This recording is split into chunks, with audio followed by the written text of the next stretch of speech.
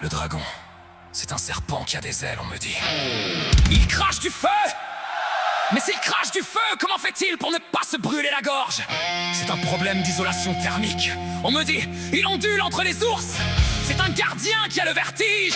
Il tourne autour du pôle comme un enfant autour d'un manège. Mais s'il ne s'arrête jamais, c'est qu'il a perdu le frein. C'est le comble de la surveillance giratoire, il surveille.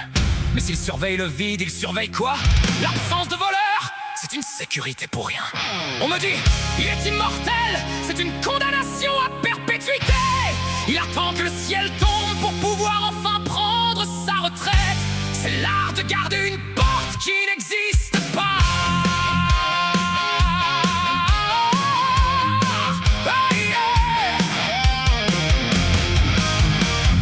C'est le vigile de la galaxie, le dragon. Le mec qui te demande ton badge et tes papiers avant de te laisser entrer dans ton propre rêve. C'est étudié pour qu'ils disent au ministère de la peur quand ils te mettent un dragon de sécurité à chaque coin de rue pour protéger tes libertés, en t'enfermant dans un périmètre de sécurité.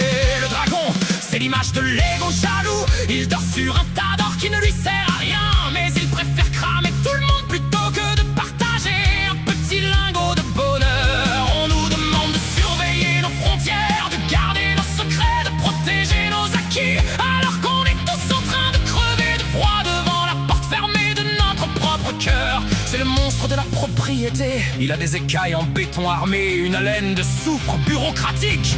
Feu, écaille, gagne la bataille, brise la porte et les murailles. Serpent de l'air, garde du nord, tu es le cri du réconfort.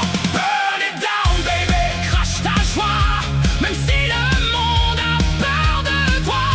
Burn it down baby, sois l'élan, le feu sacré dans ton sang. Le dragon, il surveille la fuse de la fumée, de nos dernières espérances avec un zèle de fonctionnaire. Le dragon nous bouille les couilles, avec ses histoires de trésors cachés, de malédictions millénaires. Il gère le clan des constellations avec une poigne de fer et des griffes d'acier, c'est le bon conseil. Tout banquier. Si tu veux garder ton or, enferme-le dans un coffre et oublie où tu as mis la clé.